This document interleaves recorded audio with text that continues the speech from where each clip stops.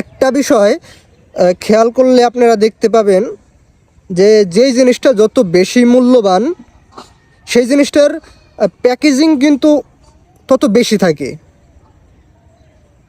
আপনি দেখবেন যে একটা হীরা বা একটা স্বর্ণের একটা টুকরো, এটা কিন্তু খোলামেলাভাবে কোনো জায়গায় ছড়াই ছিটায় ফালায় রাখা হয় না। এটাকে সুন্দর একটা প্যাকেজিংয়ে সেফ একটা জায়গা রাখা হয়, সিকিউরিটি দিয়ে রাখা হয়। কথাটা বলার কারণ হইল, আমাদের বোনেরা যে এখন যে খোলামেলাভাবে চলাফেরা করতেছে, এরা তো নিজেকে সস্তা বানায় ফেলেছে।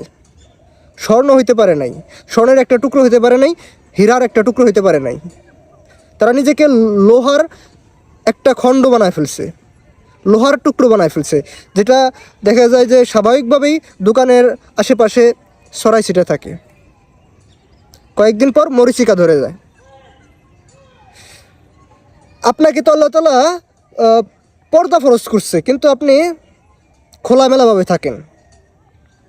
আপনার মূল্য তো অনেক বেশি, যার কারণে আল্লাহ আপনাকে ওই প্যাকেজিং এর ভিতরে রাখতে চাইতেছে, কিন্তু আপনি তো খোলামেলাভাবে থাকতে চাইতেছেন। আপনাকে দেয়া হইতেছে ওই স্বর্ণের টুকরোর মূল্য, ওই হীরার মূল্য, আপনি চাইতেছেন লোহার মূল্য। প্রিয় বোন, একটু চিন্তা করেন, একটু গভীরভাবে চিন্তা করেন, আপনার সম্মান কতটুকু, কিন্তু আপনি কোন সম্মান চাইতেছেন।